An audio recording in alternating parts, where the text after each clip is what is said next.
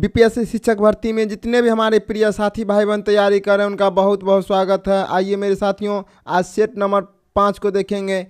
एडुटेरिया का set number 5 को solve करेंगे। ठीक है, इससे पहले अगर सेट आप नहीं देखे हैं तो प्ले लिस्ट में जाइए, वहाँ से सारे आपको सेट उपलब्ध है, वहाँ से मिल जाएगा और वहाँ से लेके क्लास कर लीजिए। समय को देखते हुए, समय बहुत कम है मेरे साथियों, तो चलते हैं सेट नंबर 5 को। और आपको यह सेट बहुत प्यारा सेट है, बहुत अच्छा सेट मेरे साथियों, इसको लास्ट तक ज़रूर देखिएगा। ठीक है ना। तो अगर इससे पहले आपको जो भी वीडियो उपलब्ध नहीं हो रहा है वो आपको जो है टेलीग्राम पर, जैसे स्कूल एजुकेशन सेंटर लिखिए टेलीग्राम पर, वहाँ से आपको सारे वीडियो और पीडीएफ भी आपको वहीं से मिल जाएगा। ठीक है मेरे साथियों, तो चलते हैं सेट नंबर 5 पार्ट 2 से। पार्ट 1 में जो है भाषा अर्हता है, पार्ट 1 में भाषा अर्हता है, जिसके कारण जो है इसको छोड़कर चलते हैं और पार्ट 2 से स्टार्ट करेंगे मेरे साथियों। पार्ट 2 जो है सामान्य अध्ययन 40 अंक का है। ठीक है, तो आप लास्ट तक ज़रूर बने रहिएगा, छोड़िएगा नहीं। और इसमें कुछ मैथ दिया हुआ है। ठीक है, ज़्यादा नहीं, 8 से 10 मैथ है। उसके बाद जीके जीएस की ओर चलेंगे मेरे साथियों। चैनल पर अगर पहली बार हैं तो लाइक कर दीजिएगा, सब्सक्राइब कर दीजिएगा और अपने दोस्तों को भी शेयर कर दीजिएगा। तो चलते हैं पार्ट 2 सामान्य अध्ययन से। ठीक है, पार्ट 2 है सामान्य अध्ययन। पहला क्वेश्चन है, 5 वर्ष पूर्व तीन सदस्यों वाले परिवार की औसत आयु 20 वर्ष थी। एक बच्चे के जन्म लेने के बाद परिवार की औसत आयु आज भी उतनी है। बच्चे की 3 वर्ष पूर्व आयु क्या थी मेरे साथियों? तो इसका राइट जो आंसर हो जाएगा 2 वर्ष। ठीक है, ऑप्शन नंबर हो जाएगा राइट सी 2 वर्ष। आगे चलते हैं, अगला क्वेश्चन है। आगे क्वेश्चन कहता है कि दीपक ने अपने परिवार के साथ हाजीपुर से गया तक की यात्रा कार से 30 किलोमीटर प्रति घंटा की गति से की और गया की वापसी यात्रा 20 किलोमीटर प्रति घंटा की गति से की। तो संपूर्ण यात्रा की औसत गति कितनी है? तो संपूर्ण यात्रा की औसत गति जो मेरे साथियों वो हो जाएगा 24 किलोमीटर प्रति घंटा। ठीक है, 24 किलोमीटर प्रति घंटा, option number B right answer हो जाएगा। आगे क्वेश्चन है, राधा मीना को 1000 रुपये और श्वेता को कुछ राशि समान समय के लिए 5% वर्ष के साधारण ब्याज पर उधार देती है। यदि वह 3 वर्षों में दोनों से कुल 220 रुपये ब्याज के रूप में प्राप्त करती है तो उसने श्वेता को कितनी राशि उधार दी थी? ठीक है मेरे साथी, इसका राइट आंसर जो हो जाएगा बनाने पर, ठीक है, ऑप्शन नंबर ए हो जाएगा 466.66 रुपया। ठीक है, आगे चलते हैं। अगला क्वेश्चन है कि एक परीक्षा में 54% विद्यार्थी विज्ञान में सफल हुए एवं 42%, ठीक है, एवं 42% गणित में सफल हुए। यदि 32% विद्यार्थी दोनों विषय में असफल हुए तो कितने प्रतिशत विद्यार्थी दोनों विषय में सफल हुए मेरे साथियों? तो इसका राइट आंसर जो हो जाएगा वो हो जाएगा 44%, ऑप्शन नंबर बी इसका राइट आंसर हो जाएगा मेरे साथियों। क्वेश्चन नंबर 35 है। क्वेश्चन नंबर 35 कहता है, एडुटेरिया के प्रत्येक वर्ग में छात्रों की संख्या 40 है। नए छात्रों के प्रवेश के पश्चात 5 नए वर्ग शुरू किए गए। अब कुल वर्गों की संख्या 25 है तथा प्रत्येक वर्ग में 50 छात्र हैं। प्रवेश हुए नए छात्रों की संख्या क्या है? तो मेरे साथियों, 50 नए छात्रों की संख्या, प्रवेश हुए नए छात्रों की संख्या क्या है? इसका राइट आंसर हो जाएगा 450, ऑप्शन नंबर बी इसका राइट आंसर हो जाएगा। आगे क्वेश्चन है, एक दुकानदार अपने सामान का 1/3 भाग को 10% लाभ पर तथा अगले 1/3 भाग को 20% लाभ पर बेचता है। शेष भाग को वह 6% हानि पर बेचता है, तो उसका कुल लाभ कितना प्रतिशत है? मेरे साथियों, इसका राइट आंसर हो जाएगा 8%, ऑप्शन नंबर बी इसका राइट आंसर हो जाएगा। अगला क्वेश्चन है, ABC अकेले किसी कार्य को क्रमशः 20 दिन, 30 दिन तथा 60 दिन में पूरा कर सकता है। ए अकेला कार्य प्रारंभ करता है किंतु प्रत्येक तीसरे दिन वह बी तथा सी की सहायता से काम करता है, तो पूरा कार्य समाप्त होने में कुल कितना समय लगेगा? मेरे साथियों, इसका राइट आंसर हो जाएगा 15 दिन, ऑप्शन नंबर ए इसका राइट आंसर हो जाएगा। आगे क्वेश्चन है, एक निश्चित राशि को 5 वर्षों के लिए एक निश्चित साधारण ब्याज की दर पर निवेश किया गया था। यदि ब्याज दर में 20% की वृद्धि की जाती है तो ब्याज में 190 रुपये की वृद्धि होती है। तो निवेश की गई राशि क्या है? तो निवेश की गई राशि क्या है मेरे साथियों? तो ये हो जाएगा 1900 रुपये, ऑप्शन नंबर ए इसका राइट आंसर हो जाएगा। आगे है, अब जीके जीएस पर चलेंगे मेरे साथियों, ध्यान से सुनिए और लास्ट तक बने रहिए, ठीक है। लाइक जरूर कीजिए मेरे साथियों, लाइक से पता चलता है कि मुझे लाइक करते हैं या डिसलाइक। अच्छा लगे तो लाइक जरूर कीजिएगा, नहीं अच्छा लगे तो डिसलाइक जरूर कीजिएगा, कुछ ना कुछ मेरे साथियों जरूर कीजिएगा। तो चलते हैं, अगला क्वेश्चन है, रात्रि के समय आकाश में तारा टिमटिमाता दिखाई देता है, इसका क्या कारण है मेरे साथियों, इसका क्या कारण है। पृथ्वी के वायुमंडल में प्रवेश करने पर तारे का प्रकाश पृथ्वी तक पहुंचने से पहले लगातार अपवर्तन से गुजरता है। वायुमंडलीय अपवर्तन धीरे धीरे बदलते अपवर्तनांक वाले माध्यम के कारण होता है। जैसे जैसे तारे से आने वाली प्रकाश की किरणें का मार्ग थोड़ा बदलता जाता है, तारे की स्पष्ट स्थिति में उतार चढ़ाव होता है और आंख में प्रवेश करने वाले तारे की प्रकाश की मात्रा घटती बढ़ती रहती है। तारा कभी कभी अधिक चमकीला दिखाई देता है और कभी कभी हल्का दिखाई देता है, जिसे टिमटिमाना कहा जाता है। मेरे साथियों, इसका राइट आंसर हो जाएगा ऑप्शन नंबर सी। इसका राइट आंसर हो जाएगा वायुमंडल द्वारा प्रकाश का अपवर्तन। आगे क्वेश्चन है, अल्कोहल का रासायनिक सूत्र क्या है साथियों। अल्कोहल का रासायनिक सूत्र जो होगा वो हो जाएगा C2H5OH। ऑप्शन नंबर 20 का राइट आंसर हो जाएगा। आगे क्वेश्चन है, श्वसन के दौरान मानव शरीर में क्या होता है। तो श्वसन के दौरान मानव शरीर में जीवित संस्थाओं द्वारा की जाने वाली बुनियादी और मौलिक जीवन प्रक्रियाओं में से एक श्वसन है। यह एक अपचय प्रक्रिया है जिसमें जटिल कार्बनिक अणु सरल अणुओं में टूट जाते हैं। इस प्रक्रिया से ऊर्जा निकलती है। मेरे साथियों, इसका राइट आंसर हो जाएगा ऑप्शन नंबर सी, ग्लूकोज का ग्लूकोज का ऑक्सीकरण। इस ऑप्शन नंबर सी इसका राइट आंसर हो जाएगा। आगे क्वेश्चन है कि मानव शरीर में मूत्र का सही मार्ग निम्नलिखित में से कौन सा है। मेरे साथियों, इसका राइट आंसर जो हो जाएगा किडनी, मूत्रवाहिनी, मूत्राशय, मूत्र मार्ग। इसका राइट आंसर हो जाएगा ऑप्शन नंबर ए, इसका राइट आंसर हो जाएगा। आगे है, निम्नलिखित में से कौन सा विटामिन बी कॉम्प्लेक्स का सदस्य नहीं है। बी कॉम्प्लेक्स का सदस्य नहीं है। मेरे साथ ही इसका राइट आंसर हो जाएगा एस्कॉर्बिक एसिड। ऑप्शन नंबर 4 इसका राइट आंसर हो जाएगा। बी कॉम्प्लेक्स पानी में घुलनशील होते हैं, ठीक है। Thymine, B1, riboflavin, B2, niacin, B3, pantothenic acid, B5, pyridoxine, B6, biotin, B7, folic acid, B9 और कोबालामिन, ठीक है, B12। तो इसका राइट आंसर हो जाएगा ऑप्शन नंबर 4, ऑप्शन नंबर हो जाएगा फोलिक एसिड, ठीक है। फोलिक एसिड हो जाएगा ऑप्शन नंबर सी हो जाएगा इसका राइट आंसर, ठीक है। फोलिक एसिड और इसका राइट आंसर हो जाएगा यही एस्कॉर्बिक एसिड, वनील, ये हो जाएगा। तो ऑप्शन नंबर हो जाएगा सी। आगे चलते हैं। आगे क्वेश्चन कहता है कि निम्नलिखित में से कौन सा वायु जनित रोग है, ठीक है। कौन सा वायु जनित रोग है साथ ही खसरा जो है वायु जनित रोग है। इसका राइट आंसर हो जाएगा ऑप्शन नंबर ए, वायु जनित रोग वायु संचरण द्वारा फैलने वाले संक्रमण है। चिकन पॉक्स, एंथ्रेक्स, इन्फ्लुएंजा, खसरा, चेचक, तपेदिक आदि रोगों का उदाहरण है। अगला क्वेश्चन है, अगला जो क्वेश्चन मेरे साथियों, जिम्नोस्पर्म में बीज होते हैं, ठीक है। इसका राइट आंसर हो जाएगा हमेशा नग्न होता है। ऑप्शन नंबर ए इसका राइट आंसर हो जाएगा। आगे क्वेश्चन है,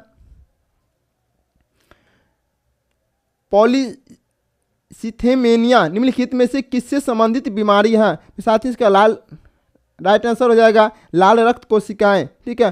पॉलीसिथेमिया आरबीसी से संबंधित एक बीमारी है। यह शरीर में आरबीसी की संख्या में वृद्धि को संदर्भित करता है, जिसके कारण रक्त गाढ़ा हो जाता है और इसके परिणाम स्वरूप रक्त के ठंडे जैसी अन्य स्वास्थ्य समस्याओं का खतरा बढ़ जाता है। इसका राइट आंसर हो जाएगा ऑप्शन नंबर ए, लाल रक्त कोशिकाएं। अगला क्वेश्चन है कि नोबेल अर्थशास्त्र पुरस्कार 2023 के लिए किसे सम्मानित किया गया है।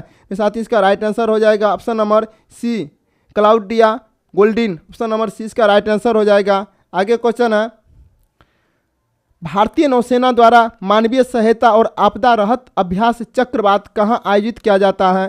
साथ ही इसका राइट आंसर हो जाएगा ऑप्शन नंबर सी, गोवा। वार्षिक संयुक्त मानवीय सहायता और आपदा राहत अभ्यास चक्रवात गोवा में भारतीय नौसेना द्वारा आयोजित किया गया है। इसमें तीनों सेवाओं अर्धसैनिक बलों के साथ साथ कई आपदा प्रतिक्रिया संगठनों, गैर सरकारी संगठनों, शैक्षणिक संस्थानों और अंतर्राष्ट्रीय संगठनों की भागीदारी शामिल है। साथ ही हिंद महासागर क्षेत्र के 8 देश भी शामिल हुए हैं। ठीक है, इसका राइट आंसर हो जाएगा ऑप्शन नंबर सी, गोवा। आगे चलते हैं। यूरोप अंतरिक्ष एजेंसी के अनुसार ब्राज़ील के आकार से 3 गुना बड़ा ओजोन छिद्र कहाँ हुआ है? साथ ही इसका राइट आंसर हो जाएगा अंटार्कटिका। ठीक है, ऑप्शन नंबर सी हो जाएगा अंटार्कटिका। आगे चलते हैं। आगे क्वेश्चन है कि न्यायिक सेवाओं में ईडब्ल्यूएस के लिए 10% आरक्षण की घोषणा किसने की है? साथियों, तो बिहार राज्य ने राज्य की न्यायिक सेवाओं के साथ साथ सरकारी लॉ कॉलेजों और विश्वविद्यालयों में आर्थिक रूप से कमजोर वर्ग ईडब्ल्यूएस श्रेणी के तहत आने वाले लोगों के लिए 10% आरक्षण देने की घोषणा की है। राइट आंसर हो जाएगा ऑप्शन नंबर ए, बिहार। आगे क्वेश्चन है ग्लोबल हंगर। ठीक है, ग्लोबल हंगर इंडेक्स 2023 में भारत के कौन सा स्थान मिला है? कौन सा स्थान मिला मेरे साथियों? यह हो जाएगा 111वां स्थान। ऑप्शन नंबर सी इसका राइट आंसर हो जाएगा। आगे है सरस्वती सम्मान 2022 किसे मिला है? मेरे साथियों, इसका राइट आंसर हो जाएगा शिव शंकरी। तमिल लेखिका शिव शंकरी को 2022 में उनकी आत्मकथा सूर्य वामसम के लिए महत्वपूर्ण सरस्वती सम्मान से सम्मानित किया गया। यह पुरस्कार के बिरला फाउंडेशन द्वारा प्रस्तुत किया गया और इसे पूर्व संघ मंत्री एम वीरप्पा माली ने उन्हें प्रदान किया गया। इसका राइट आंसर हो जाएगा option number A, Shiv Shankari. आगे क्वेश्चन है दामोदर घाटी अपलेशियन क्षेत्र और काराकांडा बेसिन निम्नलिखित में से किस खनिज भंडार के लिए प्रसिद्ध है? मेरे साथियों, इसका राइट आंसर हो जाएगा कोयला के लिए। ठीक है, कोयला महत्वपूर्ण खनिजों में से एक जिसका उपयोग थर्मल पावर के उत्पादन और लो अयस्क को गलाने में किया जाता है। ठीक है, तो इसका राइट आंसर हो जाएगा कोयला, ऑप्शन नंबर सी। आगे अगला क्वेश्चन है निम्नलिखित में से कौन सी फसलें खरीफ फसलों की श्रेणी में आती है? खरीफ फसलों की श्रेणी में आती है मेरे साथियों, इसका राइट हो जाएगा उपयुक्त में से एक से अधिक। कपास, अरहर खरीफ फसलों की श्रेणी में आता है। ठीक है, कपास है और अरहर जो है वह खरीफ फसलों की श्रेणी में आते हैं। सरसों रबी फसल है। ठीक है, सरसों क्या हो जाएगा? रबी फसल हो जाएगा। सरसों हो जाएगा रबी फसल। और खरीफ फसलें ये मानसून के मौसम से जुड़ी है। बुआई जून जुलाई के महीने में होती है और कटाई सितंबर अक्टूबर में होती है। ठीक है, जैसे कपास, अरहर, लौकी, बाजरा, गन्ना, जूट, चावल। रबी फसलें अक्टूबर दिसंबर के बीच बोई जाती है और अप्रैल मई में काटी जाती है, जैसे गेहूं, सरसों आदि। ठीक है, जायद फसलें अप्रैल जून के बीच बोई और काटी जाती है, जैसे सब्जियां, फल, चारा। ठीक है, इसका राइट आंसर हो जाएगा एक से अधिक, ऑप्शन नंबर डी इसका राइट आंसर हो जाएगा। आगे चलते हैं। आगे हैं निम्नलिखित में से कौन सी चट्टान अवसादी चट्टान है? कौन सी चट्टान अवसादी चट्टान है साथियों? तो कोयला और पोटास अवसादी चट्टानें हैं। कोयला भी है और पोटास भी है तो अवसादी चट्टान है, लेकिन स्लेट एक रूपांतरित चट्टान है। ये क्या है? रूपांतरित। ठीक है, रूपांतरित चट्टान है, इसलिए मेरे साथी इसका राइट आंसर हो जाएगा ऑप्शन नंबर डी। आगे क्वेश्चन है पृथ्वी की सतह से वायुमंडलीय परतों का सही क्रम क्या है? तो वायुमंडलीय परतें के सही क्रम जो हो जाएगा, सबसे पहले हो जाएगा क्षोमंडल, एक नंबर में हो जाएगा क्षोमंडल में। उसके बाद हो जाएगा, ठीक है, उसके बाद हो जाएगा समताप मंडल। ठीक है, उसके बाद हो जाएगा समताप मंडल। उसके बाद हो जाएगा आयन मंडल। समताप मंडल के बाद हो जाएगा मेरे साथियों मध्य मंडल। ठीक है, 3 नंबर हो जाएगा मध्य मंडल। उसके बाद हो जाएगा आयन मंडल। ठीक है, आयन मंडल। लास्ट में हो जाएगा बारही मंडल, ऑप्शन नंबर ए इसका राइट आंसर हो जाएगा। ठीक है ना, ए इसका राइट आंसर हो जाएगा। आगे चलते हैं पूना घाटी। पूना घाटी कहाँ स्थित है? तो पूना घाटी मेरे साथियों लद्दाख में स्थित है। पूना घाटी लद्दाख के दक्षिण पूर्व में चांगथांग घाटी में स्थित है। यह खारे जल की झील घाटी से लगभग 22 किलोमीटर दूर है। लोगों को वहां जाने का एक और कारण पूगा का गर्म सल्फर स्प्रिंग है। लद्दाख में पूगा अपने बोरेक्स, सल्फर और अन्य खनिजों के समृद्ध खनिज संसाधनों के अलावा अपने कई गर्म झरने और मिट्टी के तालाबों के लिए प्रसिद्ध है। ठीक है साथियों, इसका राइट आंसर जो हो जाएगा लद्दाख, ऑप्शन नंबर ए इसका राइट आंसर हो जाएगा। आगे चलते हैं अरेबिका, रोबास्टा और लाइबेरिका की किस्में हैं। किसकी किस्में हैं मेरे साथियों? ये राइट आंसर हो जाएगा कॉफ़ी का। ठीक है, कॉफ़ी एक उष्णकटिबंधीय वृक्षारोपण फसल है। इसके बीजों को भूनकर पेय पदार्थ बनाने में उपयोग किया जाता है। वातावरण की परिस्थितियाँ हैं गर्म एवं आर्द्र जलवायु, तापमान 15 से 28 डिग्री सेल्सियस होना चाहिए, वर्षा 150 से 200 सेंटीमीटर होना चाहिए। कॉफ़ी की मुख्य रूप से 3 किस्में हैं, अरेबिका, रोबास्टा और लाइबेरिका। ठीक है, ऑप्शन नंबर ए इसका राइट आंसर हो जाएगा। आगे क्वेश्चन है और सुन लीजिए यहाँ पर, कॉफ़ी की खेती कर्नाटक, केरल और तमिलनाडु के पश्चिमी घाट के ऊंचे इलाकों में की जाती है। कर्नाटक भारत में कॉफ़ी का सबसे बड़ा उत्पादक राज्य है। भारत दुनिया में कॉफ़ी का 6ठा सबसे बड़ा उत्पादक राज्य है। ब्राज़ील कॉफ़ी का सबसे बड़ा उत्पादक राज्य है। कॉफ़ी बोर्ड ऑफ इंडिया का मुख्यालय बेंगलुरु कर्नाटक में स्थित है। भारत में ज़्यादातर अरेबिका किस्म उगाई जाती है, रोबास्टा भी उगाया जाता है। तो सबसे ज़्यादा जो है अरेबिका उच्च किस्म के कॉफ़ी है वो उगाया जाता है। ठीक है, राइट आंसर हो जाएगा ऑप्शन नंबर ए। आगे चलते हैं, आगे क्वेश्चन है, सारगैसो सागर स्थित है। सारगैसो सागर अटलांटिक महासागर में है मेरे साथियों। सारगैसो सागर उत्तरी अटलांटिक महासागर का एक क्षेत्र है जो एक समुद्री चक्र बनाने वाली 4 समुद्री धाराओं से घिरा है। ये 4 महासागरीय धाराएं हैं, गल्फ स्ट्रीम, कनरी धारा, उत्तरी अटलांटिक धारा, उत्तरी अटलांटिक विषुवतीय धारा। ये अपने विशिष्ट पूरे सारगैसो खरपतवार और अक्सर शांत नीले पानी के कारण अटलांटिक महासागर के अन्य भाग से अलग है। ठीक है, इसका राइट आंसर हो जाएगा, सारगैसो सागर स्थित है अटलांटिक महासागर में। ठीक है, ऑप्शन नंबर इसका राइट आंसर हो जाएगा। आगे चलते हैं, आगे क्वेश्चन है कि गोगाबिल पक्षी अभ्यारण्य बिहार के निम्नलिखित में से किस जिले में स्थित है। तो गोगाबिल पक्षी अभ्यारण्य कटिहार में स्थित है मेरे साथियों। ठीक है, यह एक गोखुर के आकार की झील है जो उत्तर में महानंदा और कंकर नदी और दक्षिण में गंगा द्वारा निर्मित है। 2019 में इसे राज्य का पहला पक्षी संरक्षण रिजर्व घोषित किया गया था साथियों। तो गोगाबिल पक्षी अभ्यारण्य कटिहार में ऑप्शन नंबर सी इसका राइट आंसर है। आगे क्वेश्चन है कि संविधान सभा के गठन में प्रांतों का प्रतिनिधित्व करने वाले सदस्यों की निर्वाचित किया गया है मेरे साथियों। तो प्रांतों की विधानसभा द्वारा निर्वाचित कैबिनेट मिशन 1946 के सुझाव पर संविधान सभा के गठन की प्रक्रिया पूरी की गई। इसमें प्रांतों का प्रतिनिधित्व वहां की विधानसभाओं द्वारा निर्वाचित सदस्यों ने किया था। साथ ही इसका राइट आंसर जो हो जाएगा ऑप्शन नंबर सी, प्रांतों की विधानसभा द्वारा निर्वाचित। आगे क्वेश्चन है, क्वेश्चन कहता है कि विश्व में सर्वप्रथम लिखित संविधान का आरंभ किस देश में हुआ था। ठीक है, तो विश्व का पहला लिखित संविधान अमेरिका का है जो वर्ष 1788 में अपनाया गया था। ठीक है, कब अपनाया गया था? 1788 में अपनाया गया था। इसका राइट आंसर हो जाएगा ऑप्शन नंबर बी, अमेरिका। आगे क्वेश्चन है, द्विस्तरीय पंचायती राज व्यवस्था की सिफारिश किस समिति ने की थी? किस समिति ने की थी मेरे साथियों? तो 1977 में पंचायती राज व्यवस्था का सुझाव देने हेतु अशोक मेहता समिति का गठन किया गया। उन्होंने अपनी रिपोर्ट 1978 में दी जिसमें उन्होंने द्विस्तरीय पंचायत राज प्रणाली एवं न्याय पंचायतों के गठन की सिफारिश की थी मेरे साथियों। तो द्विस्तरीय हो जाएगा अशोक मेहता समिति और त्रिस्तरीय हो जाएगा बलवंत मेहता समिति मेरे साथियों। ये हो जाएगा त्रिस्तरीय, ठीक है, और ये हो जाएगा द्विस्तरीय अशोक मेहता और त्रिस्तरीय बलवंत राय मेहता। आगे चलते अगला क्वेश्चन है, ठीक है। आगे क्वेश्चन जो कहा गया है कि अशोक के काल में पाटलिपुत्र निम्नलिखित में से किस प्रांत की राजधानी थी? जो पाटलिपुत्र थी किस प्रांत की राजधानी थी मेरे साथियों? ठीक है, अशोक का साम्राज्य 5 प्रांतों में विभक्त थी जो निम्न है: उत्तरापथ, तक्षशिला, अवंती राष्ट्र, उज्जैनी, कलिंग प्रांत, तोसली, दक्षिणा पथ, स्वर्णगिरी और प्राची पाटलिपुत्र। प्राची जो है मेरे साथियों हो जाएगा पाटलिपुत्र। ऑप्शन नंबर बी इसका राइट आंसर हो जाएगा।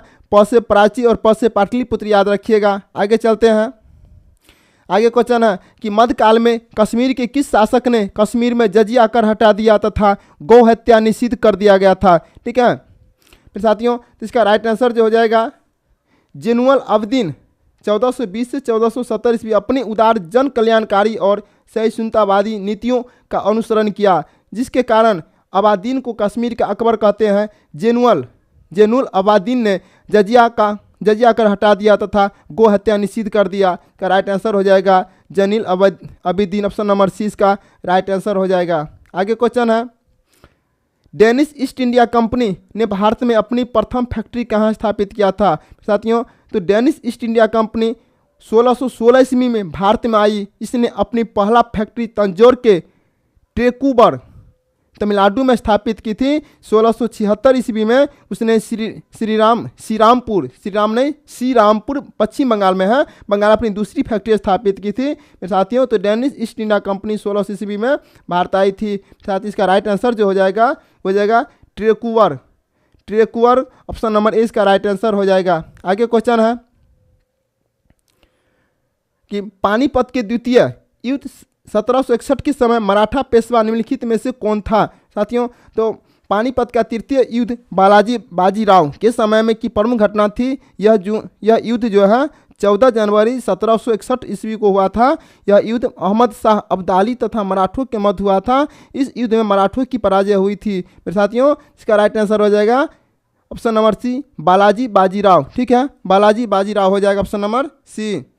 आगे क्वेश्चन है कि नेशनल हेराल्ड पत्रिका का संपादन किसने किया था मेरे साथियों।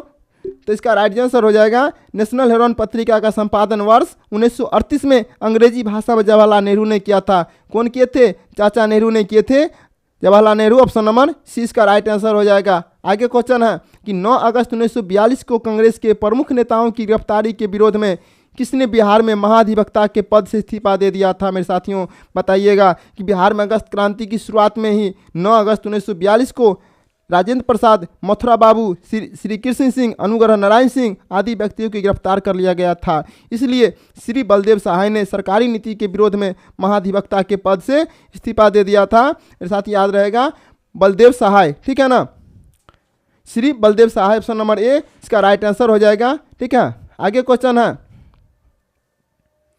आगे क्वेश्चन कहता है कि प्रसिद्ध कविता बटोहिया निम्नलिखित में से किसकी प्रसिद्ध रचना है। ठीक है, इसका राइट आंसर जो हो जाएगा बाबू रघुवीर नारायण ने खड़ी बोली और भोजपुरी दोनों में काव्य रचना की। इनकी सबसे बड़ी प्रसिद्ध कविता बटोहिया है, जिसमें प्राकृतिक सौंदर्य के साथ साथ स्वदेश भक्ति की भावना को सम्मिलित किया है। इसका राइट आंसर हो जाएगा रघुवीर नारायण ऑप्शन नंबर सी इसका राइट आंसर हो जाएगा।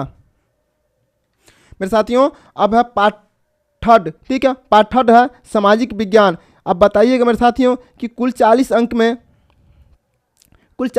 आपको कितना मार्क्स आया मेरे साथियों बताइएगा। ठीक है, पार्ट 2 40 अंक का था, तो चलते हैं पार्ट थर्ड में। इसमें कुल 80 प्रश्न हैं और 71 से स्टार्ट करते हैं मेरे साथियों। चैनल पर अगर नए हैं तो लाइक जरूर कीजिएगा मेरे साथियों। लाइक से पता चलता है कि हमारी क्लास आप जो कहाँ तक पसंद किए हैं। चलते हैं अगला क्वेश्चन, चाणक्य द्वारा रचित अर्थशास्त्र कितने अधिकरणों में विभाजित है साथियों बताइएगा। इसका राइट आंसर क्या हो जाएगा? ये हो जाएगा 15। प्रसिद्ध पुस्तक अर्थशास्त्र के लेखक चाणक्य हैं। यह पुस्तक 15 अधिकरणों तथा 180 प्रकरणों में विभाजित है। इस पुस्तक के माध्यम से मौर्यकाल का इतिहास पता लगता है। ठीक है, चाणक्य मौर्यकाल के संस्थापक चंद्रगुप्त मौर्य के शासनकाल में प्रधानमंत्री थे। उन्होंने राजनीतिक ग्रंथ, अर्थशास्त्र और सूक्तियों के संग्रह चाणक्य नीति के लेखक के रूप में माना जाता है।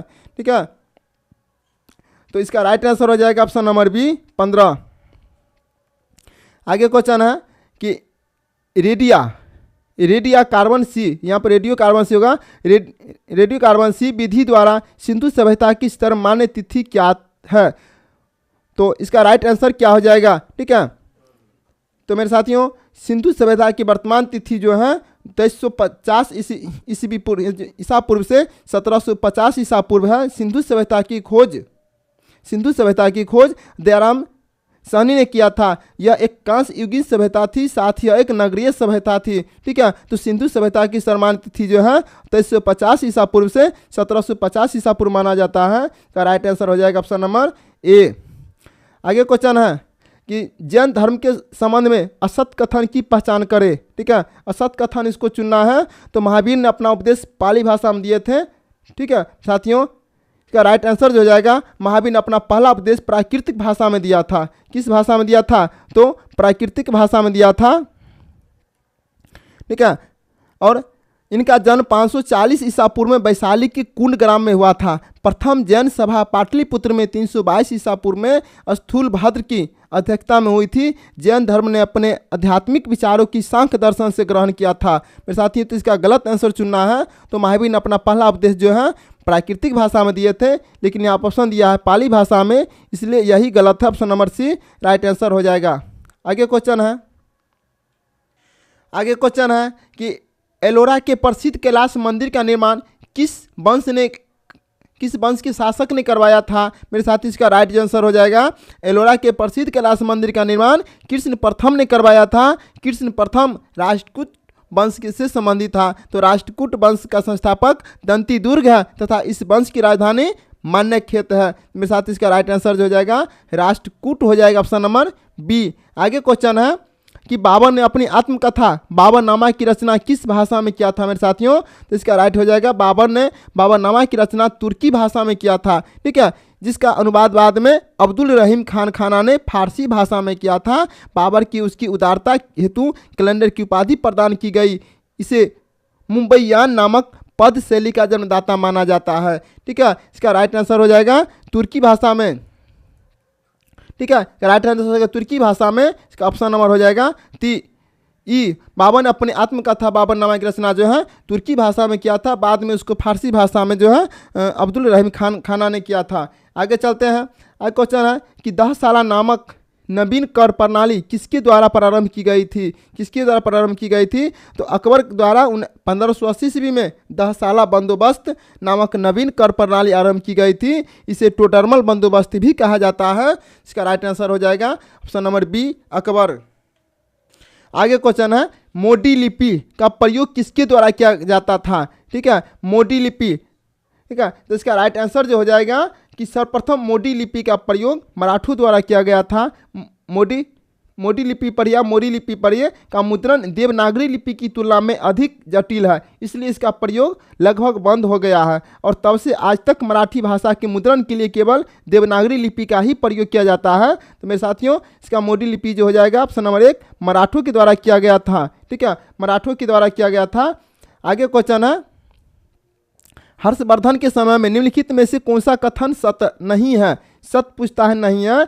तो हर्षवर्धन को दक्षिण भारत के शासक पुलकेशिन द्वितीय ने नर्मदा नदी के तट पर हराया था। चीनी यात्री वेंगसांग हर्षवर्धन के शासनकाल में भारत आया था। हर्षवर्धन का प्रसिद्ध दरबारी कवि बाणभट्ट था जिसे हर्षचरित्र की रचना की थी। मेरे साथियों, तो इसे जो है कहता कौन सा कथन सत्य नहीं है? इसे पुलकेशिन द्वितीय ने नर्मदा नदी तट पर हराया था। का राइट आंसर जो हो जाएगा ये गलत है, इसे राइट आंसर हो जाएगा ऑप्शन नंबर बी। आगे क्वेश्चन है, कहता है कि 1857 में भारत का गवर्नर जनरल कौन था? तो 1857 में, ठीक है, तो लॉर्ड कैनिंग का कार्यकाल जो है 1856 से 62 तक माना जाता है तक था तथा इसी के शासनकाल में 1857 की क्रांति हुई थी। इसका राइट आंसर हो जाएगा लॉर्ड कैनिंग, ठीक है ना, लॉर्ड कैनिंग हो जाएगा। इसी के शासनकाल में ब्रिटिश सरकार ने जब भारत सरकार अधिनियम 1858 के अंतर्गत ईस्ट इंडिया कंपनी की शासन समाप्त कर दिया था। कैनिंग भारत का प्रथम वायसराय था। याद रखें मेरे साथियों, कैनिंग भारत का प्रथम वायसराय था।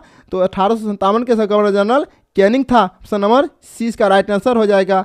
आगे क्वेश्चन है किस घटना के बाद महात्मा गांधी ने असहयोग आंदोलन को अपनी हिमालय जैसी भूल बताई थी? मेरे साथियों, चौरी चौरा महात्मा गांधी ने 1 अगस्त 1920 को असहयोग आंदोलन की शुरुआत की थी। 5 फरवरी 1922 को घटित चौरी चौरा की घटना के बाद उन्होंने असहयोग आंदोलन को 11 फरवरी 1922 को स्थगित कर दिया था। इस घटना को आहत होकर गांधी जी ने असहयोग आंदोलन को हिमालय जैसी भूल बताया था। ठीक है, इसका राइट आंसर हो जाएगा चौरी चौरा। और याद रखिए चौरी चौरा कांड जो हुई थी 5 फरवरी 1922 को हुई थी और असहयोग आंदोलन जो स्थगित हुई थी 11 फरवरी यानी कि 6 दिन बाद 11 फरवरी 1922 को स्थगित कर दिया था। आगे क्वेश्चन है बंग भंग के बाद कौन सा आंदोलन शुरू हुआ था? तो 16 जुलाई 1905 को लॉर्ड कर्जन के द्वारा बंगाल विभाजन की घोषणा की गई थी। इस विरोध में 7 अगस्त 1905 को स्वदेशी आंदोलन की शुरुआत की गई थी। इस आंदोलन का उद्देश्य ब्रिटिश वस्तुओं का बहिष्कार करना था, भारतीय वस्तुओं का अधिक प्रयोग करने पर बल देना था। साथियों, का राइट आंसर हो जाएगा बंग भंग आंदोलन के बाद कौन सा आंदोलन शुरू हुआ था? तो यह था स्वदेशी आंदोलन, ऑप्शन नंबर बी। आगे क्वेश्चन है कि इंडियन नेशनल कांग्रेस की प्रथम भारतीय महिला अध्यक्ष कौन थी? ठीक है साथियों, भारतीय राष्ट्रीय कांग्रेस की स्थापना 28 दिसंबर 1885 को हुई थी, इसको याद रखिएगा। लेकिन भारतीय राष्ट्रीय कांग्रेस की प्रथम महिला भारतीय राष्ट्रीय कांग्रेस की प्रथम महिला अध्यक्ष एनी बेसेंट थी और वर्ष 1917 में अध्यक्ष चुना गया था। उन्होंने इसी वर्ष कोलकाता अधिवेशन की अध्यक्षता की थी।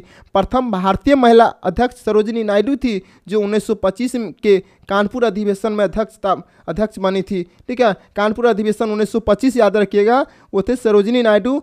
ठीक है, प्रथम भारतीय महिला अध्यक्ष सरोजिनी नायडू 1925 कानपुर, याद रखिएगा इतना। आगे चलते हैं। आगे क्वेश्चन कहता है कि मैडम कामा ने 1907 में प्रथम तिरंगा ध्वज कहाँ फहराया था?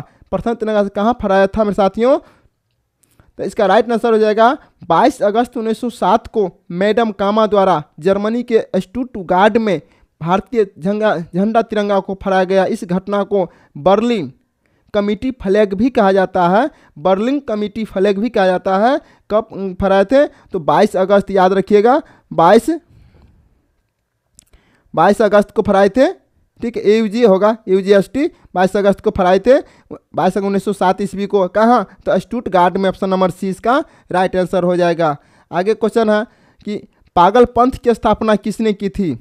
पागल पंथ की स्थापना जो है करम शाह ने किए थे। का राइट आंसर हो जाएगा ऑप्शन नंबर बी। और पागल पंथ एक धार्मिक संप्रदाय था जिसका प्रभाव बंगाल में था। 1825 में करम शाह तथा टीपू ने जमींदारों के विरोध विद्रोह किया तथा 1833 में अंग्रेजों ने इस विद्रोह को दबा दिया था। ठीक है, याद रखिएगा। 1825 में करम शाह टीपू ने जमींदारों के विरोध विद्रोह किया तथा 1833 में इस अंग्रेजों ने इस विद्रोह को दबा दिया था। साथियों, इसका राइट आंसर हो जाएगा पागलपन की स्थापना जो है करम शाह ने किया था।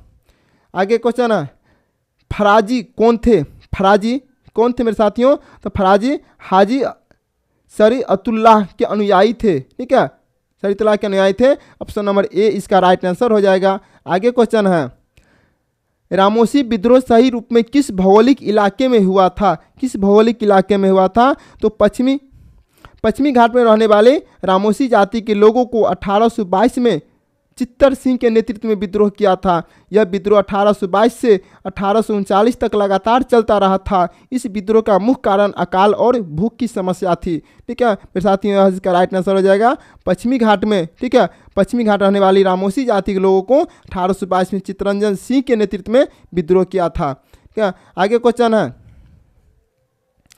हिटलर द्वारा स्थापित एक गुप्तचर एजेंसी का नाम क्या था? गुप्तचर एजेंसी का नाम क्या था? तो गेस्टापो जो है हिटलर द्वारा स्थापित एक गुप्तचर एजेंसी का नाम था। एडोल्फ हिटलर एक जर्मन शासक थे। ठीक है, इसका राइट आंसर जो हो जाएगा ये हो जाएगा गेस्टापो। ऑप्शन नंबर 20 का राइट आंसर हो जाएगा। आगे क्वेश्चन है, हिरोशिमा पर परमाणु बम कब गिराया गया था? ठीक है मेरे साथी, याद रखिएगा 6 अगस्त और 9 अगस्त 1945 को अमेरिका ने हिरोशिमा व नागासाकी पर परमाणु बम गिराया था। हिरोशिमा नागासाकी पर गिराए जाने वाले बम का नाम क्रमशः लिटिल बॉय और फैटमैन थे। लिटिल बॉय और फैटमैन थे।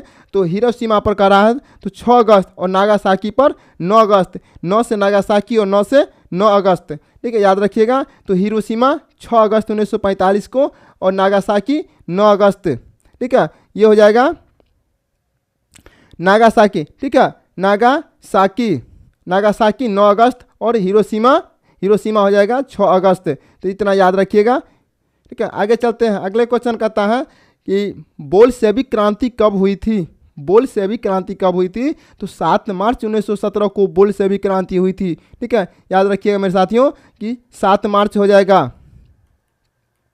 ठीक है, और जिसका नेता लेनिन था, इसका राइट आंसर हो जाएगा ऑप्शन नंबर सी। 7 मार्च 1917 ईस्वी को बोल्शेविक क्रांति हुई थी। आगे क्वेश्चन है कि फ्रांस की क्रांति की प्रमुख देन क्या है? फ्रांस की क्रांति का प्रमुख देन क्या है? तो 4 जुलाई 1789 को एक खूनी क्रांति हुई थी। लुई 16वां की फांसी दे दी गई थी और इसका कारण 14 जुलाई को फ्रांस का राष्ट्रीय दिवस मनाया गया था। ठीक है, तो फ्रांस की क्रांति का नारा था स्वतंत्रता, समानता एवं बंधुत्व। 27 अगस्त 1789 को नागरिकों के जन्मजात मौलिक अधिकारों की घोषणा हुई तथा 21 सितंबर 1792 को फ्रांस के गणतंत्र की स्थापना हुई थी। मेरे साथ यहाँ पर तो क्वेश्चन कर रहा है कि फ्रांस की क्रांति के प्रमुख नेता कौन थे साथियों? तो इसका राइट जो आंसर जो हो जाएगा उपयुक्त में से एक से अधिक प्रमुख दिन क्या है? ठीक है, राइट आंसर हो जाएगा एक से अधिक। तो इसका नाम क्या था?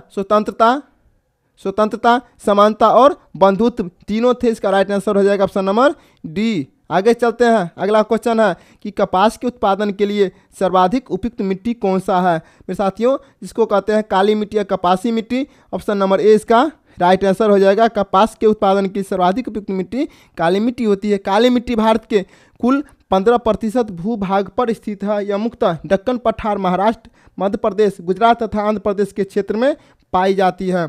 आगे क्वेश्चन है, निम्न में से कौन मीठे पानी का झील है? निम्न में से कौन मीठे पानी का झील है? साथियों, चिल्का झील उड़ीसा में स्थित है। ठीक है, चिल्का झील उड़ीसा में स्थित है। एक प्रकार का लेगून झील है। इसका पानी दिसंबर से जून तक खारा रहता है। ठीक है, परंतु वर्षा ऋतु में मीठा हो जाता है। भारत के मीठे पानी की झील प्रमुख झील है बुलर झील, डल झील, भीमताल झील, नैनीताल झील, लोकटक झील, बड़ा पानी झील। ठीक है, साथ ही इसका राइट आंसर हो जाएगा भीमताल झील। ऑप्शन नंबर बी इसका राइट आंसर हो जाएगा। आगे क्वेश्चन है, निम्न में से कौन सी नदी दक्षिण की दिशा में बहती है? साथियों, तो दामोदर नदी जो है, दामोदर नदी छोटा नागपुर के पठार से निकलकर अपने उद्गम स्थल से दक्षिण दिशा में बहती हुई पश्चिम बंगाल में जाकर समुद्र से मिलती है। यह डेल्टा नहीं बनाती है बल्कि भ्रंश घाटी से होकर समुद्र में गिरती है।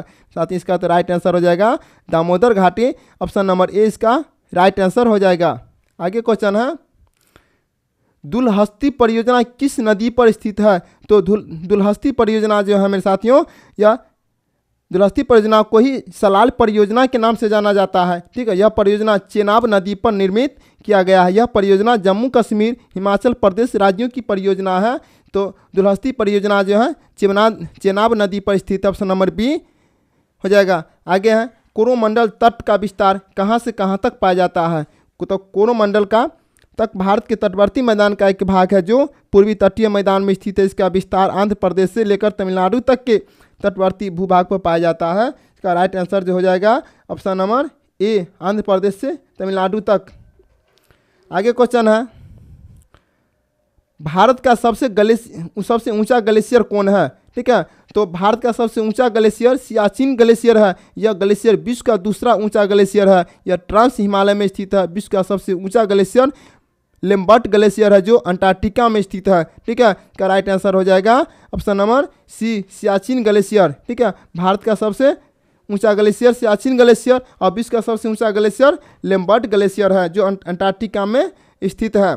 आगे क्वेश्चन है, निम्न में से कौन सा दर्रा भारत को मानसरोवर झील से जोड़ता है? ठीक है, तो नाथुला दर्रा, जिलेपला दर्रा दोनों ही सिक्किम में स्थित है।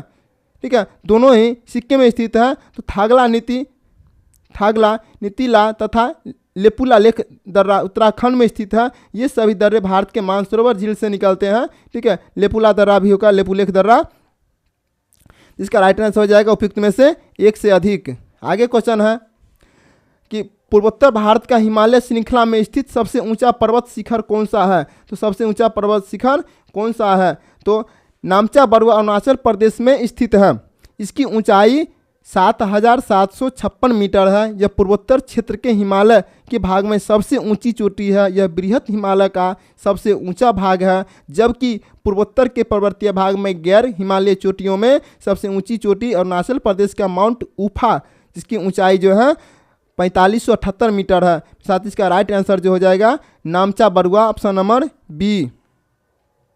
आगे क्वेश्चन है कि निम्न में से किस पठार की आकृति त्रिकोणीय है? तो इसका राइट आंसर क्या हो जाएगा मेरे साथियों? तो इसका राइट आंसर जो हो जाएगा दक्कन की पठार की उत्पत्ति ज्वालामुखी क्रिया द्वारा हुई थी। यह एक त्रिकोणीय विस्तार वाला पठार है। इसका विस्तार मुख्य रूप से महाराष्ट्र, गुजरात तथा मध्य प्रदेश के क्षेत्र में पाया जाता है। इसका राइट आंसर जो हो जाएगा दक्कन का पठार। ऑप्शन नंबर बी इसका राइट आंसर हो जाएगा। आगे क्वेश्चन है कि निम्नलिखित में से किसे मरकत द्वीप के नाम से जाना जाता है? ठीक है, तो अंडमान निकोबार द्वीप समूह के कुल द्वीपों में से मात्र 37 द्वीप ही आवास के योग्य है। अन्य सभी द्वीप आवास के लिए जो है अनुपयुक्त है। इसी का इसे मरकत द्वीप के नाम से जाना जाता है। मेरे साथ ही इसका राइट आंसर हो जाएगा अंडमान निकोबार द्वीप समूह। आगे क्वेश्चन है कि निम्नलिखित में से कौन से राज्य के सभी जिले आपस में जुड़े हुए नहीं हैं? ठीक है, तो पुदुचेरी भारत का एक केंद्र शासित राज्य है। यह चारों जिलों पुदुचेरी तथा करेलकल दोनों तमिलनाडु राज्य में है। माहे केरल के क्षेत्र में स्थित है। यमन आंध्र प्रदेश क्षेत्र में स्थित है। आपस में नहीं जुड़े हुए हैं, तो इसका राइट आंसर हो जाएगा पुद्दुचेरी, ऑप्शन नंबर ए इसका राइट आंसर हो जाएगा। आगे क्वेश्चन है, क्षेत्रफल की दृष्टि से भारत के बड़े जिले का क्रम निम्नलिखित में से कौन है? ठीक है, सबसे बड़े जिले, तो साथ ही इसका राइट आंसर जो हो जाएगा कच्छ, लेह, जैसलमेर तथा बीकानेर। कौन कौन हो जाएगा? कच्छ, लेह, जैसलमेर तथा बीकानेर का सबसे इसका राइट आंसर हो जाएगा। तो भारत के सबसे बड़े क्षेत्र दृष्टि से जिले का सबसे क्रम कच्छ, गुजरात, लेह, लद्दाख, जैसलमेर राजस्थान, जैसलमेर तथा बीकानेर राजस्थान में है। इसका राइट आंसर हो जाएगा ऑप्शन नंबर सी। आगे क्वेश्चन है कि निम्न में से कौन सा ऑस्ट्रेलिया का मरुस्थल है? कौन सा ऑस्ट्रेलिया का मरुस्थल है? तो बारबर्टन सिम्पसन, ठीक है, बारबर्टन सिम्पसन, अस्टूट एस्टोनी, ठीक है, अस्टूट एस्टोनी, ग्रेट विक्टोरिया, गिब्सन तथा ग्रेट सैंडी सभी ऑस्ट्रेलिया के मरुस्थल है। इसका राइट आंसर हो जाएगा उपयुक्त में से एक से अधिक। आगे अगला क्वेश्चन है, आगे क्वेश्चन कहता है कि स्वर्ण यानी सोना के उत्पादन में विश्व में प्रथम स्थान किस देश का है मेरे साथियों? तो विश्व में वर्तमान आंकड़ों के अनुसार सर्वाधिक सोना का उत्पादन चीन, ठीक है, 420 टन 2021 के अनुसार करता है। यह संपूर्ण विश्व का अकेले 11% सोना उत्पादन कर रहा है। इसके बाद दूसरा स्थान ऑस्ट्रेलिया 330 टन आता है। तो पहला स्थान आता है चीन का और दूसरा स्थान आता है ऑस्ट्रेलिया का, ठीक है। का राइट आंसर हो जाएगा ऑप्शन नंबर ए, इसका राइट आंसर हो जाएगा। और चीन जो कितना परसेंट करते हैं? 11%, ठीक है, पूरे विश्व का 11% जो है चीन सोना का उत्पादन कर रहा है, ठीक है। आगे चलते हैं, आगे क्वेश्चन है कि भारत में सर्वाधिक रेशम का उत्पादन करने वाला राज्य कौन सा है? ठीक है, सबसे अधिक जो है रेशम का उत्पादन करता है, भारत में सर्वाधिक रेशम का उत्पादन करने वाला राज्य कर्नाटक, ठीक है, कर्नाटक है। आंध्र प्रदेश का पहला स्थान कर्नाटक का है, दूसरा स्थान राजस्थान का है तथा तीसरा स्थान जो है असम का है। तीसरा स्थान, ठीक है, असम, तीसरा स्थान हो जाएगा असम का। इसमें कर्नाटक अकेले देश का औसत लगभग 4200 मीट्रिक टन रेशम का उत्पादन करता है 2023 के आंकड़ों के अनुसार। का राइट आंसर हो जाएगा ऑप्शन नंबर एक से अधिक उपयुक्त में से डी हो जाएगा, का राइट आंसर हो जाएगा। आगे क्वेश्चन है एशिया का सबसे गर्म स्थान निम्न में से कौन सा है? साथियों, जैकोबाबाद जो पाकिस्तान में स्थित है वह एशिया का सबसे गर्म स्थल है। यहाँ का अधिकतम तापमान 52 डिग्री सेल्सियस रिकॉर्ड किया गया है, जबकि विश्व का सबसे गर्म स्थल मृत्यु की घाटी उत्तरी अमेरिका में स्थित है। यहाँ तक कि अधिकतम तापमान 57 डिग्री सी रिकॉर्ड किया गया है। में से एक राइट आंसर हो जाएगा जैकोबाबाद जो पाकिस्तान में स्थित है। याद रखिए जैकोबाबाद पाकिस्तान में स्थित है। आगे क्वेश्चन है कि किस देश की चीनी का कटोरा कहा जाता है? किस देश को चीनी कटोरा कहा जाता है? तो क्यूबा गन्ना के उत्पादन में विश्व में प्रथम स्थान रखता था। इसी कारण से चीनी का कटोरा उपाधि प्रदान कर दिया, चीनी कटोरा जो है उपाधि प्रदान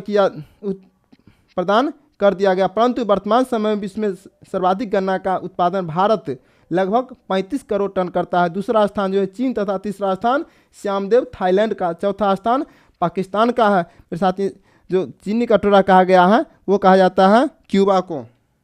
आगे क्वेश्चन है अंटार्कटिका पर भारत के दूसरे शोध संस्थान का क्या नाम है? तो दूसरे शोध संस्थान का क्या नाम है? तो अंटार्कटिका भारत का प्रथम शोध संस्थान 1983 ईस्वी में दक्षिणी गंगोत्री नाम से स्थापित किया गया था। भारत ने यहाँ अपना दूसरा शोध संस्थान मैत्री नाम से स्थापित किया गया है। इसका राइट आंसर हो जाएगा ऑप्शन नंबर बी मैत्री, ठीक है। आगे चलते हैं, अगला क्वेश्चन है कि ग्रीनविच रेखा से बाईं ओर जाने पर समय में क्या होता है? बाईं ओर जाने समय में क्या होता है? तो ग्रीनविच रेखा से बाईं ओर जाने पर प्रति 1 डिग्री देशांतर रेखा पर समय में 4 मिनट की कमी आती है, जबकि इसकी दाईं ओर जाने पर प्रत्येक 1 डिग्री देशांतर रेखा पर 4 मिनट की वृद्धि होती है। इसका राइट आंसर जो हो जाएगा समय घटता है, ऑप्शन नंबर बी इसका राइट आंसर हो जाएगा। आगे क्वेश्चन है, आगे क्वेश्चन कहता है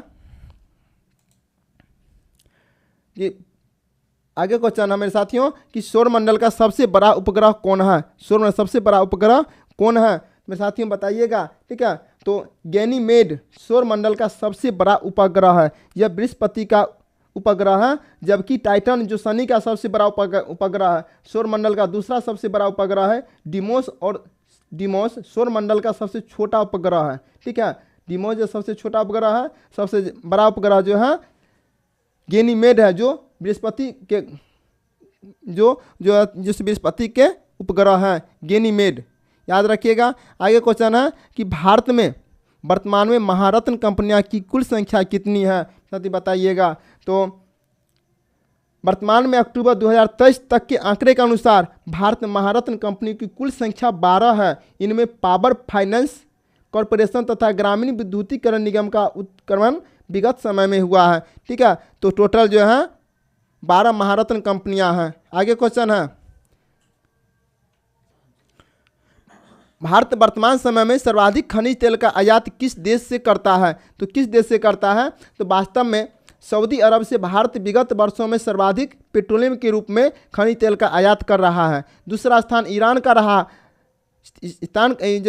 है, परंतु इन सबों के बीच रूस का स्थान आगे होने वाला है, ठीक है। रूस का आगे होने वाला है, लेकिन वर्तमान में कौन कर रहा है? सऊदी अरब से कर। ऑप्शन नंबर ए इसका राइट आंसर हो जाएगा।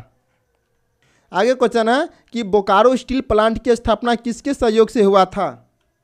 तो मेरे साथियों, तो तीसरी पंचवर्षीय योजना में भारत सरकार ने सोवियत संघ की रूस के सहयोग से बोकारो स्टील प्लांट की स्थापना किया गया था। इस परियोजना की शुरुआत दूसरी पंचवर्षीय योजना में करने का प्रस्ताव लाया गया था। इसका राइट आंसर हो जाएगा सोवियत संघ के सहयोग से, ठीक है। और दुर्गापुर बताइएगा मेरे साथियों, दुर्गापुर ब्रिटेन के सहयोग से हुआ है। और राउरकेला जर्मनी के सहयोग से, दुर्गापुर ब्रिटेन और बोकारो सोवियत संघ। आगे क्वेश्चन है, लौह अयस्क के उत्पादन में विश्व में प्रथम स्थान किस देश का है? विश्व का प्रथम स्थान किस देश का है? तो वर्तमान आंकड़ों के अनुसार चीन विश्व का सबसे बड़ा लौह अयस्क का उत्पादक देश है। इसके बाद जापान तथा अमेरिका एवं भारत का स्थान आता है। इसका राइट आंसर हो जाएगा चीन, ठीक है। चीन हो जाएगा। सोना में भी सबसे प्रथम स्थान और लौह अयस्क में प्रथम स्थान चीन का है। आगे है, भारत की पहली दशकीय जनगणना कब हुई थी? भारत की पहली दशकीय जनगणना जो है की शुरुआत 1832 में लॉर्ड मेयो के शासन में हुई थी, परंतु इसे नियमित रूप से 1880 में के लॉर्ड रिपन में किया गया था। 1881 हो जाएगा मेरे साथियों, दिया हुआ 80, ठीक है। राइट आंसर जो हो जाएगा ऑप्शन नंबर ए इसका राइट आंसर हो जाएगा। दशकीय जनगणना 1872 से हुई थी। आगे है श्वेत क्रांति का संबंध निम्न में से किससे है? तो श्वेत क्रांति का जनक जो है मेरे साथियों वह दूध उत्पादन से संबंधित है। इसकी नींव जो है वर्गीस कुरियन के द्वारा किया गया माना जाता है, जिसके अंदर देश में दूध उत्पादन की मात्रा में वृद्धि किया जाता है, ठीक है। इसका राइट आंसर हो जाएगा दूध उत्पादन, ठीक है। इसके जनक कौन है? वर्गीस कुरियन। आगे क्वेश्चन है कि भारत सरकार द्वारा गठित वर्तमान वित्त आयोग की अवधि क्या है? ठीक है, तो वर्तमान वित्त आयोग का गठन राष्ट्रपति द्वारा 2020 से 25 तक के लिए किया गया है। इसका गठन 5 वर्षों के लिए होता है, तो इसका राइट आंसर हो जाएगा 2020 से 25। आगे क्वेश्चन है कि किस देश के भौगोलिक सीमा क्षेत्र के अंतर्गत एक वित्तीय वर्ष में उत्पादित समस्त वस्तु एवं सेवाओं के कुल मौद्रिक मूल्य कहा जाता है? इसका राइट आंसर जो हो जाएगा सकल घरेलू उत्पाद। ठीक है, सकल घरेलू उत्पाद ऑप्शन नंबर 20 का राइट आंसर हो जाएगा। आगे क्वेश्चन है कि निम्न में से द्वितीय क्षेत्र का कौन एक मद है? द्वितीय क्षेत्र का कौन एक मद है मेरे साथियों? तो द्वितीय क्षेत्र के अंतर्गत सभी प्रकार के निर्माण को सम्मिलित किया जाता है। इसके अंतर्गत खनन को भी सम्मिलित किया गया है। तो राइट आंसर हो जाएगा कारखाना, option number B right answer हो जाएगा कारखाना। आगे क्वेश्चन है केंद्रीय गन्ना अनुसंधान संस्थान कहाँ स्थित है? तो केंद्रीय गन्ना अनुसंधान संस्थान तमिलनाडु राज्य के कोयम्बटूर शहर में स्थित है। राइट आंसर हो जाएगा ऑप्शन नंबर सी तमिलनाडु राज्य के कोयम्बटूर शहर, ऑप्शन नंबर सी इसका राइट आंसर हो जाएगा। आगे क्वेश्चन है दशकीय जनगणना 2011 के अनुसार भारत का स्त्री पुरुष का अनुपात क्या है? ठीक है, तो भारत का स्त्री पुरुष बता रहा है कि लिंगानुपात क्या है साथियों? तो इसका भारत के दशकीय जनगणना 2011 के अनुसार देश की स्त्री कि प्रति 1000 पुरुष के सापेक्ष में अनुपात 940 ही था, जबकि संपूर्ण विश्व में अनुपात 937 अनुपात 1000 था। नई जनगणना के बाद भारत की नई आंकड़े दिए जाएंगे। ठीक है, लेकिन वर्तमान में इसका राइट आंसर हो जाएगा 940। ठीक है, 940 लिंगानुपात है। आगे चलते हैं, अगला क्वेश्चन है निम्न में से कौन प्रधानमंत्री रहते हुए केंद्रीय बजट प्रस्तुत किए थे? ठीक है, तो इंदिरा गांधी, जवाहरलाल नेहरू तथा राजीव गांधी देश का ऐसे प्रधानमंत्री हुए जिन्होंने वित्त मंत्रालय को अपने पास रखते हुए देश का केंद्रीय बजट प्रस्तुत किया था। तो कौन कौन थे? इंदिरा गांधी, जवाहरलाल नेहरू तथा राजीव गांधी। ठीक है, इसलिए राइट आंसर हो जाएगा उपयुक्त में से सी, ठीक है, इंदिरा गांधी राइट आंसर हो जाएगा। आगे क्वेश्चन है, वित्तीय वर्ष 2023-24 में भारत का राजकोषीय घाटा कितना अनुमानित किया गया है? तो वित्तीय वर्ष 2023-24 देश का राजकोषीय घाटा 5.9 अनुमानित है। यह 2023-22 वित्तीय वर्ष में 6.4% रहा है। तो वर्तमान में जो है इसका 5.9 इसका राइट आंसर हो जाएगा। आगे क्वेश्चन है कि मानव विकास सूचकांक के अनुसार भारत का सबसे विकसित राज्य कौन है? तो सबसे इसका राइट आंसर जो हो जाएगा यूनाइटेड नेशन विकास कार्यक्रम 2022 के सर्वेक्षण के अनुसार भारत का विश्व में 132वां स्थान मानव विकास सूचकांक के अंतर्गत है। इसी प्रकार से भारत के सभी राज्यों में सर्वाधिक मानव विकास सूचकांक का मान केरल का 0.782 है। इसके बाद चंडीगढ़ का स्थान आता है। मेरे साथियों, प्रथम स्थान आता है केरल का, ऑप्शन नंबर बी इसका राइट आंसर हो जाएगा। आगे क्वेश्चन है कि भारत की किस प्रकार की अर्थव्यवस्था है? ठीक है, तो किस प्रकार की अर्थव्यवस्था मेरे साथियों? तो विश्व के विकास के विभिन्न मानकों के अनुसार भारत एक विकासशील देश की श्रेणी में सम्मिलित है, जबकि अमेरिका, ब्रिटेन, फ्रांस आदि विकसित देशों की श्रेणी में आता है। मेरे साथियों, इसका राइट जो आंसर हो जाएगा, ठीक है, ऑप्शन नंबर बी विकासशील अर्थव्यवस्था। ठीक है, विकासशील अर्थव्यवस्था। आगे क्वेश्चन है कि भारत में आर्थिक नियोजन को अंतिम रूप कौन सी संस्था देती है? तो अंतिम कौन सी संस्था देती है? तो भारत आर्थिक नियोजन संबंधित योजनाओं का निर्माण कार्य नीति आयोग द्वारा किया जाता है, परंतु इसके अंतिम रूप देने का कार्य राष्ट्रीय विकास परिषद द्वारा किया जाता है। इसका राइट आंसर जो हो जाएगा राष्ट्रीय विकास परिषद, ऑप्शन नंबर सी इसका राइट आंसर हो जाएगा। आगे क्वेश्चन है कि भारत सरकार द्वारा गरीबी हटाओ का नारा किस पंचवर्षीय योजना के द्वारा दिया गया था? ठीक है, तो भारत द्वारा गरीबी हटाओ को मुख्य फोकस 5वीं पंचवर्षीय योजना के द्वारा किया गया था। इसका राइट आंसर हो जाएगा 5वीं पंचवर्षीय योजना, ऑप्शन नंबर बी इसका राइट आंसर हो जाएगा। आगे क्वेश्चन है कि भारतीयों के पूर्ण रूप से पूंजी निवेश द्वारा स्थापित प्रथम कौन थी? मेरे साथी बताइएगा। तो वैसे तो भारतीयों के द्वारा स्थापित प्रथम बैंक अवध कमर्शियल बैंक थी, जिसकी स्थापना 1881 ईस्वी में किया गया था, परंतु पूर्ण रूप से भारतीयों में पूंजी से स्थापित पंजाब नेशनल बैंक थी, जिसकी स्थापना 1894 ईस्वी में किया गया था। ठीक है, राइट आंसर हो जाएगा Punjab national bank, option number ए। आगे क्वेश्चन है कि निम्न में से किस बैंक में भारत सरकार ने सर्वाधिक निवेश किया है? ठीक है, तो इसका राइट आंसर जो हो जाएगा भारत सरकार 2020 में IDBI का भी निवेश कर दिया, जिसका 49.24% अंश, ठीक है, अंश LIC ने खरीद किया। इसके कारण भारत सरकार के पास 45.5% पूंजी ही रह गई है। ठीक है, तो इसका राइट जो आंसर हो जाएगा वो हो जाएगा IDBI, ऑप्शन नंबर सी इसका राइट आंसर हो जाएगा। आगे क्वेश्चन है नाबार्ड का मुख्यालय कहाँ है? नाबार्ड का मुख्यालय कहाँ है? नाबार्ड का मुख्यालय में साथियों मुंबई में है। इस देश में कृषि के से संबंधित शीर्ष संस्थान है। इसकी स्थापना RBI के कृषि विभाग के स्थापना को हटाने के लिए 12 जुलाई 1982 ईस्वी में किया गया था। तो ठीक है, इसका राइट आंसर जो हो जाएगा मुंबई, इसका मुंबई हो जाएगा राइट आंसर। आगे क्वेश्चन है कि सहकारी समितियां में अभिवृद्धि से संबंधित कौन सा अनुच्छेद है? साथियों, अनुच्छेद 43 जो है राज्य कर्मचारियों के लिए निर्वाह मजदूरी, शिष्ट जीवन स्तर आदि समृद्धि है। अनुच्छेद 43 को उद्योगों के संबंध में कर्मकारों का भाग लेना है 43 को, और अनुच्छेद 43 ख सहकारी समितियों की अभिवृद्धि है, और अनुच्छेद 44 नागरिकों के लिए एक समान सिविल संहिता है। इसका राइट आंसर जो हो जाएगा ऑप्शन नंबर सी 43 ख हो जाएगा। ठीक है, 43 ख इसका राइट आंसर हो जाएगा। आगे क्वेश्चन है, आगे क्वेश्चन कहता है कि निम्न में से किस संविधान संशोधन अधिनियम द्वारा पुदुचेरी निर्वाचित सदस्य को राष्ट्रपति के निर्वाचन में शामिल किया गया है? तो इसका राइट जो आंसर हो जाएगा 70वें संविधान संशोधन अधिनियम। ठीक है, 70वें संविधान संशोधन अधिनियम 1992 के द्वारा केंद्र शासित प्रदेश पुदुचेरी और दिल्ली के निर्वाचित सदस्यों को राष्ट्रपति के निर्वाचन मंडल में शामिल किया गया था। राइट आंसर हो जाएगा ऑप्शन नंबर ए। आगे क्वेश्चन है,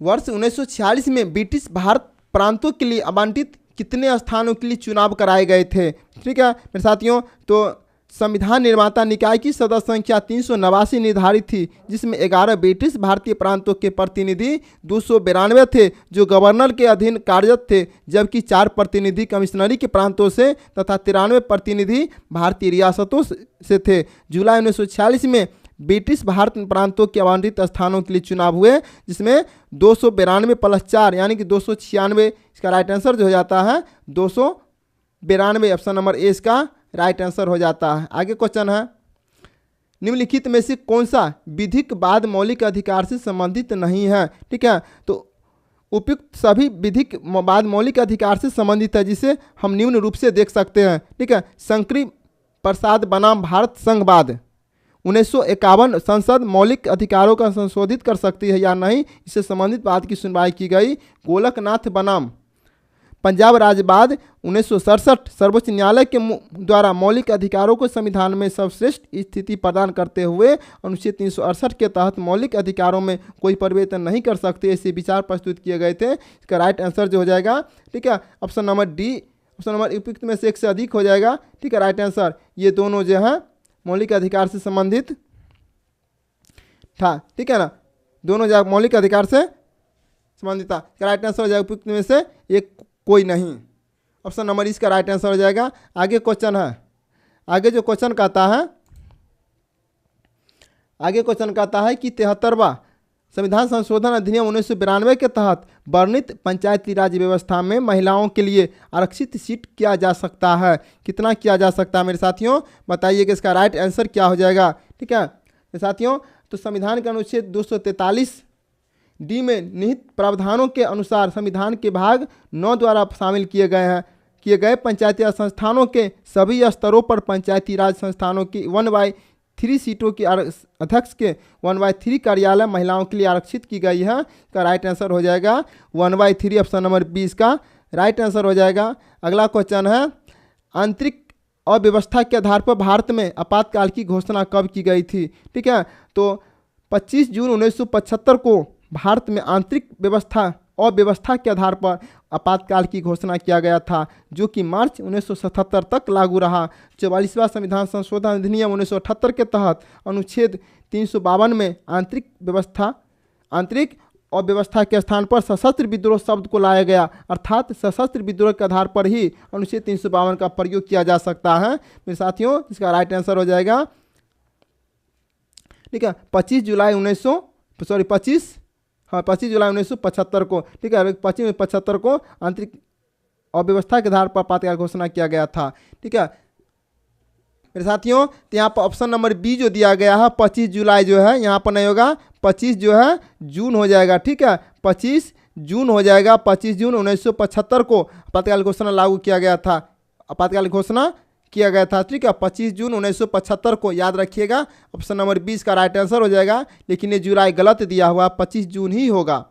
आगे चलते हैं, अगला क्वेश्चन है कि लेखानुदान संघ सरकार को निम्न में से कौन सा अनुमति प्रदान करता है? कौन अनुमति प्रदान करता है? तो निश्चितकालीन कालावधि के लिए भारतीय संचित निधि से धन निकालने के लिए। ठीक है, ऑप्शन नंबर 20 का राइट आंसर हो जाएगा, क्या हो जाएगा, निश्चितकालीन अवधि के लिए भारतीय संचित निधि से धन निकालने के लिए, ऑप्शन नंबर बी का राइट आंसर हो जाएगा। आगे क्वेश्चन है कि संविधान सभा में राज्यों के लिए गठित समिति का अध्यक्ष निम्नलिखित में से कौन थे? मेरे साथियों, इसका राइट आंसर हो जाएगा पंडित जवाहरलाल नेहरू। ठीक है, 22 जनवरी 1947 को उद्देश्य प्रस्ताव की स्वीकृति के बाद संविधान सभा ने संविधान के निर्वाचन के लिए विभिन्न समितियों का गठन किया गया था, जिसमें राज्यों के लिए गठित समिति का अध्यक्ष पंडित जवाहरलाल नेहरू थे, जबकि संचालन समिति का अध्यक्ष डॉक्टर राजेंद्र प्रसाद थे तथा प्रारूप समिति के अध्यक्ष डॉक्टर भीमराव अम्बेडकर थे, और मौलिक अधिकार और संख्यकों से संबंधित परामर्श समिति के अध्यक्ष सरदार वल्लभ भाई पटेल थे। साथ इसका राइट आंसर हो जाएगा Pandit Jawaharlal Nehru, option number C इसका राइट आंसर हो जाएगा। आगे क्वेश्चन है, आगे क्वेश्चन कहता है कि चार्टर एक्ट के संबंध में दिए गए कथनों को कौन सा कथन गलत है? ठीक है, तो इसका राइट जो आंसर हो जाएगा 1853 के चार्टर एक्ट के माध्यम से भारत में पहली बार प्रतिनिधि संस्थाओं को मंत्रिमंडलीय व्यवस्था की नींव रखी गई थी, इसलिए राइट आंसर हो जाएगा ऑप्शन नंबर सी। आगे क्वेश्चन है कि उच्च न्यायालय के न्यायाधीश को उसके पद से निम्नलिखित में से कौन हटा सकता है? कौन सा हटा सकता है? तो संविधान में किसी कार्यरत उच्च न्यायालय के न्यायाधीश उसे पद को हटाए जाने की प्रक्रिया बेहद जटिल है। संसद के दोनों सदनों द्वारा विशेष बहुमत से पारित प्रस्ताव के आधार पर राष्ट्रपति ही उन्हें हटा सकते हैं। इसके राइट आंसर हो जाएगा ऑप्शन नंबर सी। ठीक है, संसद विशेष बहुमत से पारित प्रस्ताव पर राष्ट्रपति, ऑप्शन नंबर इसका राइट हो जाएगा सी। आगे क्वेश्चन है, आगे क्वेश्चन कहता है कि राष्ट्रीय आपातकाल के संबंध में असत कथन की पहचान करें। ठीक है, असत कथन की पहचान करना है। तो साथियों, तो राष्ट्रीय आपातकाल की घोषणा राष्ट्रपति सिर्फ मंत्रिमंडल की लिखित सिफारिश के आधार पर कर सकते हैं। संसद द्वारा राष्ट्रीय आपातकाल की घोषणा को 1 माह के अंदर 2/3 बहुमत से अनुमोदन प्राप्त करना अनिवार्य होता है, तब वह 6 माह तक परिवर्तन में रह सकती है, अन्यथा 1 माह की अवधि में परिवर्तित नहीं रहेगी। राष्ट्रीय आपातकाल के समय राज्य सरकार निलंबित नहीं होती है, बल्कि संघ की कार्यपालिका के पूर्ण नियंत्रण में आ जाती है। इसका राइट आंसर जो हो जाएगा, ठीक है, राइट आंसर हो जाएगा राष्ट्रपति द्वारा राष्ट्रीय आपात की घोषणा स्वविवेक से भी की जा सकती है। इसका राइट आंसर हो जाएगा ऑप्शन नंबर बी। आगे चलते हैं, आगे क्वेश्चन कहता है कि चुनाव आयोग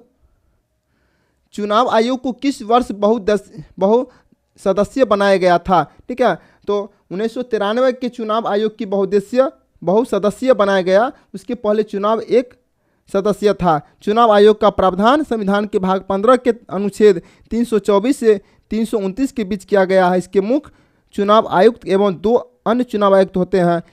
इन सभी की नियुक्ति राष्ट्रपति द्वारा की जाती है। ठीक है, इसका राइट आंसर जो हो जाएगा 1993 हो जाएगा, ऑप्शन नंबर बी। आगे क्वेश्चन है कि भारतीय राष्ट्रवाद ब्रिटिश राज का शिशु था, यह कथन किसका है? यह कथन किसका है? तो आर कोपलैंड ने अपनी पुस्तक में स्पष्ट रूप से कहा है कि भारतीय राष्ट्रवाद तो अंग्रेजी राज की ही संतति है। मतलब भारतीय राष्ट्रवाद तो अंग्रेजी राज की ही संतति है। इसका राइट आंसर जो हो जाएगा option number A, R Coupland ने बोले थे। ठीक है, आगे क्वेश्चन है कि भारत की आज़ादी के समय कांग्रेस के अध्यक्ष कौन थे? ठीक है, कांग्रेस के अध्यक्ष कौन थे? तो आज़ादी के समय भारतीय राष्ट्रीय कांग्रेस के अध्यक्ष आचार्य JB कृपलानी थे और उन्हें 1946 के मेरठ अधिवेशन में कांग्रेस का अध्यक्ष बनाया गया था, जबकि सर्वाधिक समय तक कांग्रेस अध्यक्ष 1940 से 46 रहने का रिकॉर्ड अबुल कलाम आज़ाद का है। ठीक है, सबसे अधिक रहे थे हमारे प्रथम शिक्षा मंत्री अबुल कलाम आज़ाद थे। ठीक है, इस राइट आंसर हो जाएगा ऑप्शन नंबर सी, आचार्य JB कृपलानी थे उस समय में। आगे चलते हैं, आगे क्वेश्चन कहता है कि भारतीय संविधान के किस अनुच्छेद द्वारा राज्यसभा अखिल भारतीय सेवाओं का सृजन कर सकती है? साथियों, तो अनुच्छेद 312 द्वारा राज्यसभा विशेष बहुमत द्वारा नई अखिल भारतीय सेवाओं का सृजन कर सकती है। अनुच्छेद 249 के अनुसार राज्यसभा विशेष बहुमत द्वारा राजसूची के किसी विशेष पर 1 वर्ष हेतु कानून बनाने हेतु लोकसभा का अधिकृत कर सकती है। अनुच्छेद 360 के तहत राष्ट्रपति राष्ट्रीय आपातकाल की घोषणा कर सकते हैं। अनुच्छेद 163 के अनुसार राज्यपाल को उसके कार्यों में सहायता एवं सलाह देने हेतु मंत्रिमंडल की व्यवस्था की गई है। ठीक है, इसका राइट आंसर हो जाएगा अनुच्छेद 312, ऑप्शन नंबर बी, इसका राइट आंसर हो जाएगा। आगे क्वेश्चन है कि भारतीय संघवाद को सहकारी संघवाद किसे कहा जाता है? ठीक है, तो भारतीय संविधान की प्रकृति संघात्मक है या एकात्मक, इसके समय विद्वानों में मतभेद है। ठीक है, इसके कुछ विद्वान इसे संघात्मक संविधान की संज्ञा देते हैं, जबकि कुछ विद्वान इसे एकात्मक संविधान मानते हैं। जी ऑस्टिन के अनुसार भारत का संविधान सहकारी परिसंघ संविधान है, जबकि केसी वेयर के अनुसार भारत का संविधान द्विसंघीय है। साथ इसका राइट आंसर जो दिया गया है वह जी ऑस्टिन, ऑप्शन नंबर 1, इसका राइट आंसर हो जाएगा। मेरे साथियों, आगे क्वेश्चन है कि निम्नलिखित में से असत कथन की पहचान करें। ठीक है, तो यह 62 वर्ष की उम्र में अवकाश ग्रहण कर सकता है का राइट आंसर हो जाएगा ऑप्शन नंबर सी, इसका राइट आंसर हो जाएगा। आगे क्वेश्चन दिया गया है कि यदि किसी राज्य की विधानसभा का अध्यक्ष पद त्यागना चाहे तो उसे अपना त्यागपत्र किसे देना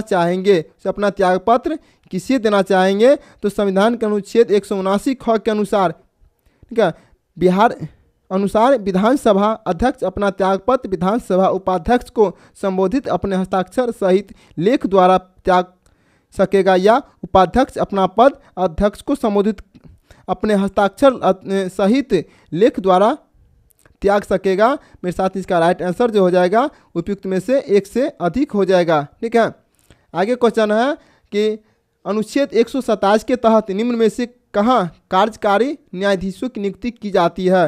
साथियों, अनुच्छेद 224 के तहत उच्च न्यायालय में कार्यकारी न्यायाधीशों का प्रावधान है।